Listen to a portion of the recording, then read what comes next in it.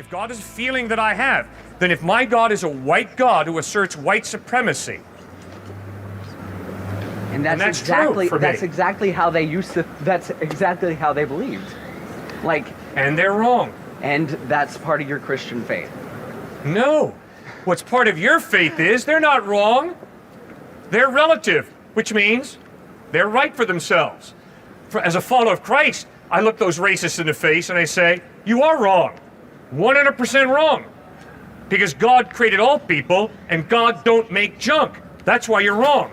But you, sir, have no basis to tell the racist that he's wrong. People can believe what they want. Those racist people, they could believe what they want, but once they inflicted themselves upon and limited someone else's rights, which they did, these racist people inflicted themselves upon someone else, that is where they're wrong.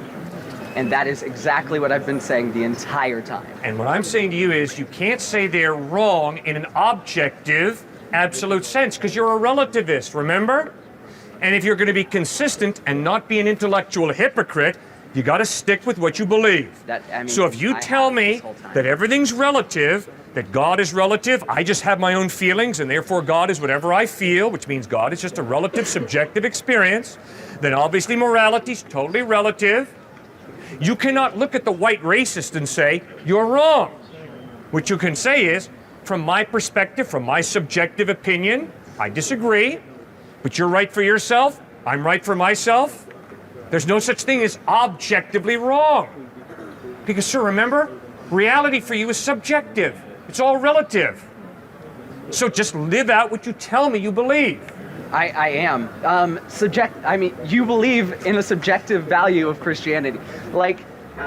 You take the Bible, taking just your example of the Bible, you take parts of it and you go, hey, this I'm going to believe at face value because this is the exact word of the Lord. And then later on you go, this was just a moral example of what could have happened or what somebody could have believed. You can't argue a morality. You can't argue morality objectively in general. You can't. There is no way to say what is wrong to some person is right to another. You just can't. Sir, if there's a God, then it's possible that there is an objective value of justice, created and defined by God. If there is no God, there is no objective value of justice. It's all relative. Sir, it's that simple. Do you follow that? Yes, but who's your God? Who's your God? Where did you come from? Where were you born? And would you believe this if you were born in some place that didn't have the word of the Lord? Where would you get your morality then? Where would your morality come from? My conscience and my rational mind yes, your conscience informs me yes, your conscience. That there are objective morals. Now, in light of the fact that my conscience informs me that there are objective morals, I better ask myself, which worldview, which faith squares with reality? Atheism? Relativism? No, that does not square with my conscience. Theism, belief that there's got to be some type of God who has given me a conscience and has created objective morals. That squares with my experience of reality. And that is the exact place where we will never agree, because I believe conscience comes from within, and you believe it'll come from God. Okay. And I'm tired of all I've asked you to do is just live it out. Just remember, the guy who date rapes has not done something objectively wrong, because your worldview is relativism. He just inflicted upon somebody else's rights. That is... It's relative, man. Just be consistent. It comes from your conscience. Which is totally relative and subjective. True. Okay? The Nazis, not wrong. The Bosnian Serb who rapes and murders women, not wrong in an objective sense. The KKK who teach their children to be racist, not wrong. It's their own subjective, relative take on morality. That's your worldview. I just said that there's no objective sense. You cannot objectively define morals. Exactly. So just live it out. Don't you dare look into the face of the KKK and tell them what you're doing is absolutely wrong. Look in the face of the KKK and say, it's all relative. Now, from my experience, it's not good. I'm not going to do it. But your experience is different. So I've got my views. You've got your views. You're not wrong. I'm not right. It's all relative. Just live that out. See if it works. I'm living that out. No, you're not. And you... No, you're not. I'll tell you why. Yeah, Because if you were living it out, you wouldn't be upset with my view of homosexuality.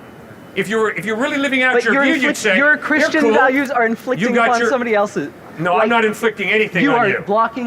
You are blocking homosexuality's right to marriage, to a way of being together in your sense of morality, in the way that your God has decided that this is how people procreate, or this is how people have sex. That is total falsehood. I have not prevented you from having homosexual sex. You do not need my permission to go out and have homosexual sex. You can do that quite on your own, and if anybody tries to physically stop you, I will disagree with them, okay? Because I live in a democracy, because I live in a free society, if the law of the land says you can do what you want to privately in your home, if you want to have homosexual sex, I support your right to do that. So don't stereotype me, because that's very narrow-minded and very intolerant of you. I support your right to have sex with a man, with a woman, with an animal, whatever you choose to. Just your God does not. I'm going to warn you, I'm going to stand here and tell you that watch out, if you have sex outside of the context of a monogamous heterosexual relationship, you're violating the purpose for which God gave you your sexuality. Sure, I'll tell you that. I'm a Shia Muslim. You talk about praying in unison. We do that as Muslims. You bring up these different points as to how your God is not my God because you see Jesus Christ as, I guess, the image of God, correct? As God in human form. God in human form, okay. So then, Jesus is a prophet, Prophet Isa, within the Muslim culture. So, as a Muslim, we respect other religions. We call them people of the book. If you respect another religion, there's no wrong religion in that essence. From your standpoint, because I am Muslim, because I have an imam who is not a messenger but an interpreter, is my religion wrong or askew in any context? I have the utmost respect for Muhammad in the way, after growing up as an orphan in poverty, he makes one of the 5 pillars, almsgiving, giving to the poor. I respect that highly. I think that's absolutely fantastic. Secondly, I respect Muhammad for the way he led the Arab people out of polytheism into monotheism. I think that's outstanding. Obviously, where I disagree with Muhammad is regarding the identity of Jesus Christ. Who is Jesus? Obviously, the Quran teaches that Jesus is not God. He's a good prophet. Obviously, the Gospels of Matthew, Mark, Luke, and John insist Jesus claimed to be God, and he did things as God. He accepted the worship of people as being an appropriate response to him. So obviously, my question from my Muslim friends is, are you sure that Jesus is just a prophet? Obviously, Muhammad was not born until 500 years after Christ, so he never met Jesus. The eyewitnesses insisted Jesus claimed to be God. He accepted worship as appropriate. So, who is Jesus? I mean, if I look at the lessons of Jesus, in my room, I have the Bible and then I have the Quran. And I've legitimately started reading both of them and pretty much just putting in my own synthesis as to the comparisons between the two. And as you go through these lessons, you see they are very similar in more than one manner, and probably every single manner except for the fact that Jesus is God or Jesus is not God and he is a prophet. I think that's probably the start, the largest difference between the two.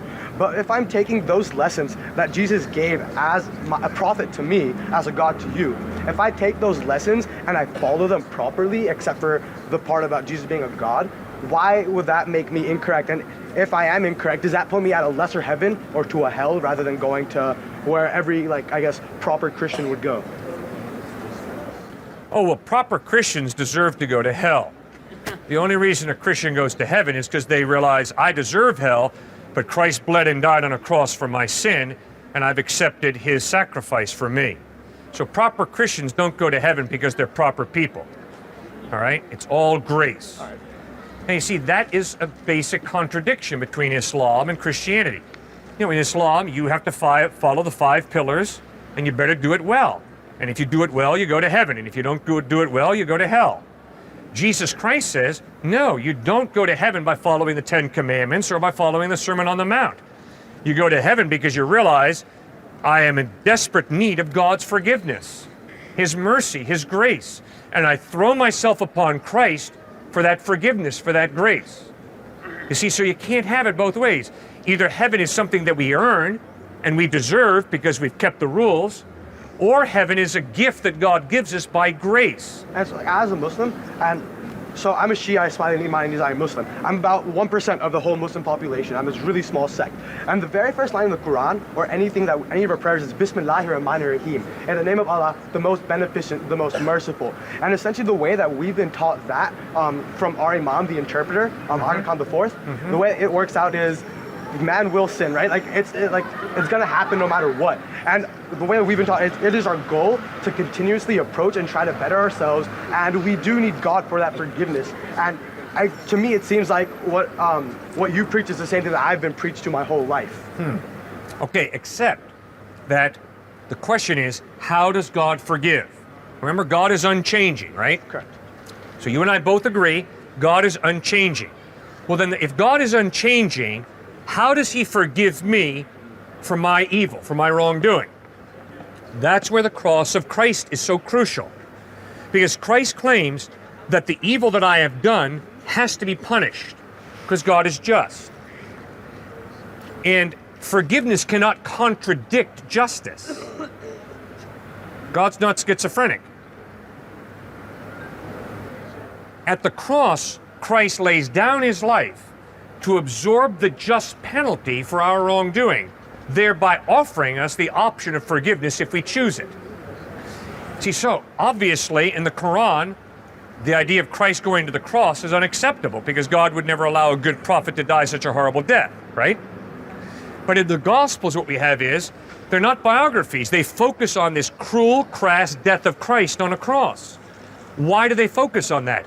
Because Jesus insisted that it's His death on the cross that's the linchpin. It's the key to reconciliation with God. It's the way God forgives us, by absorbing the penalty for our sin, thereby offering us forgiveness. So His justice is honored, and He offers mercy, forgiveness.